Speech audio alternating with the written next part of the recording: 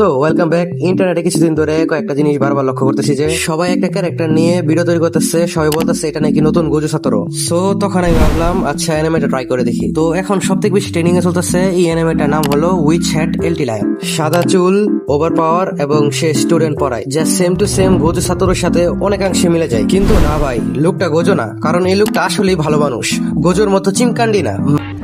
মানে এখানে আমি গোজোকে খারাপ বলতেছি না, কিন্তু ওই যে কাহিনীগুলো করে ওই দিক দিয়ে আমাদের যে নতুন গোজো সাতোরু ওই অন্য দিক দিয়ে ঠিক আছে। তবে শুধু এই কারণেই অ্যানিমেটা দেখার মতো না, আসল কারণ হচ্ছে এর অ্যানিমেশন এবং স্টোরি লাইন। প্রথমেই বলি এর স্টোরির কথা। গল্পটা কুকু নামে একটি মেয়েকে নিয়ে। এখানে এমন একটা পৃথিবীর কথা বলা হয়েছে যেখানে যারা শুধু জন্মগতভাবে জাদুকর হতে পারে তারাই শুধু ম্যাজিক ইউজ করতে পারে। আর কুকুর সব থেকে বড় স্বপ্ন হলো সে একদিন বড় ম্যাজিশিয়ান হবে। কিন্তু এখানে সমস্যা হলো সে কোনো উইচার্ড বা জাদুকর নয়। তারপরের একদিন একটা ঘটনা তার পুরো জীবনটা বদলে দেয়। স্পয়লার দেবো না, কিন্তু এই একটা ঘটনা কুকুর এমন একটা যাত্রায় নিয়ে যায় যেখান থেকে ফিরে আসার কোনো সুযোগ নেই। তো এখান থেকে আমাদের মেইন স্টোরি লাইন সত্যি সত্যি শুরু হয়ে যায়। এখানে আরেকটা জিনিস যেটা আমার খুব ভালো লাগছে, অনেক শোনেন এনিমেতে শুরুতেই মনে হয় আচ্ছা এরপর কি হবে সেটা আমি জানি, কিন্তু এখানে সত্যি বলতে আমি এখনো বুঝতে পারি না গল্পটা শেষ পর্যন্ত কোথায় যাবে। একদিকে কুকুর নিজের লক্ষ্য, অন্যদিকে বড় একটা রহস্য ধীরে ধীরে তৈরি হচ্ছে। এই কিউরিওসিটি আমাকে প্রতি সপ্তাহে নতুন এপিসোড দেখার জন্য অপেক্ষা করে রাখে। এবার আসি অ্যানিমেশনের কথায়। ভাই এক কথায় গর্জিয়াস। মানে প্রতিটা ম্যাজিকের অ্যানিমেশন এমন ভাবে করা হয়েছে মনে হবে প্রতিটা পেন্টিং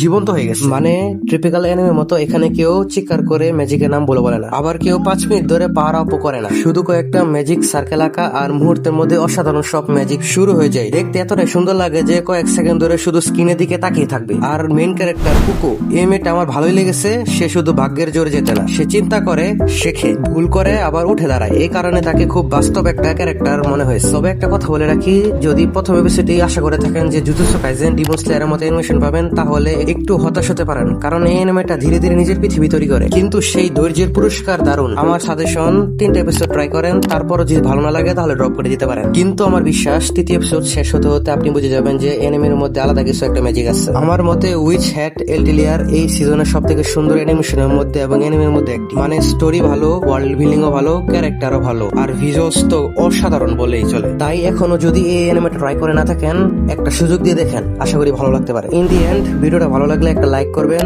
আর কমেন্টে জানাবেন আপনাদের কাছে অ্যানিমেটা কেমন লাগছে। সো হোমিস, তোমাদের সাথে পরবর্তী দেখা হবে আর একটা নতুন ভিডিওতে। সায়োনারা।